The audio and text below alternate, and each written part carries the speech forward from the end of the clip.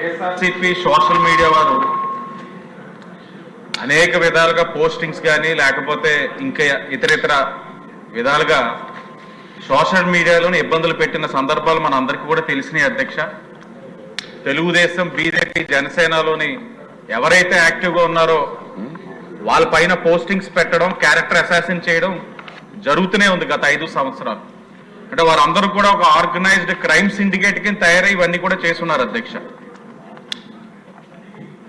Last అసెంబ్లీలో ఆనాడు Rajahmundry city ఎమ్మెల్యేగా ఉన్న ఆదిరెడ్డి భవానీ గారు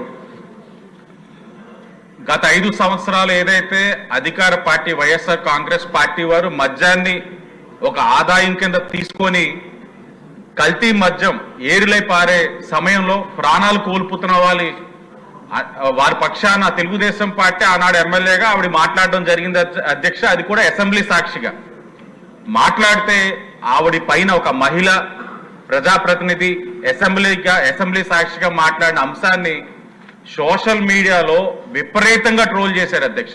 ఆవిడ్ని కానీ నన్ను కానీ ఆఖరికి మా బాబుని, అంటే కుటుంబ సభ్యులు మొత్తం దారుణాతి దారుణమైన ట్రోలింగ్స్ అధ్యక్ష. మరి ఆనాడు ఇది జరిగినప్పుడు ఆనాడు స్పీకర్గా ఉన్న ఆనాటి ఏదైతే స్పీకర్గా ఉన్న తమ్మినేని సీతారాం గారికి రికార్డెడ్గా ఏదైతే సోషల్ మీడియాలో వైఎస్ఆర్ కాంగ్రెస్ పార్టీ టీం ఏదైతే మీకు చెప్పున్న ఆర్గనైజ్డ్ క్రైమ్ సిండికేట్ అధ్యక్ష చేసింది రికార్డెడ్గా ఆయనకి ఇస్తే ఏ విధమైన చర్యలు లేవు అధ్యక్ష. 2-3 సందర్భాల్లో ఆయనతోటి మేమే మాట్లాడడం జరిగింది అధ్యక్ష. నాకు అనిపించింది ఏంటంటే ఆ చైర్ని అగౌరవపరిచే విధంగా ఆయన ప్రవర్తించారు అధ్యక్ష. మిమ్మల్ని కోరేది ఏంటంటే ఇప్పుడు మీకు మరలా ఇస్తాం, ఏదైతే వైఎస్ఆర్ సోషల్ మీడియా టీం మొత్తం మీరు చర్యలు తీసుకోవడం ఒక అంశం అయితే, రెండోది దిశ చట్టం అధ్యక్ష. అంటే చట్టబద్ధత లేని చట్టాన్ని అమలు చేసి దానికి నిధులు కేటాయించి దానికి మళ్ళా రాజమహేంద్రవరంలోనే పోలీస్ స్టేషన్ ఓపెన్ చేయడం, దాంట్లో ఫస్ట్ కేసు మళ్ళీ ఆ నగరానికి శాసనసభ్యురాలు అసెంబ్లీ సాక్షిగా వేధింపులకు గురైన వ్యక్తే ఫస్ట్ కేసు రిజిస్టర్ చేశారు. దాని మీద కూడా ఏ విధమైన చర్యలు లేవు. అంటే దౌర్భాగ్యం ఏంటంటే అధ్యక్ష, దానికి ఆ దిశ చట్టానికి టార్గెట్స్ అధ్యక్ష. లా అండ్ ఆర్డర్ వారు, ట్రాఫిక్ సిగ్నల్స్ ఆపడం, ఆడవాళ్ళతో డౌన్లోడ్ చేయిస్తే ఒక లెక్క అధ్యక్ష, కానీ మగవాళ్ళు కూడా ఆపించి దానికి టార్గెట్స్ డౌన్లోడ్ చేయించడం.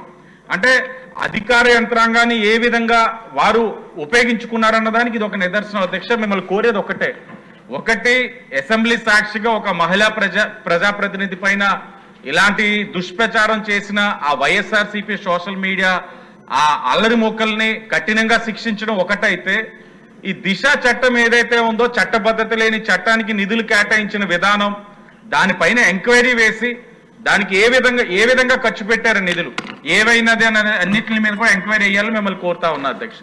ధన్యవాదాలు. బాలరాజు గారు.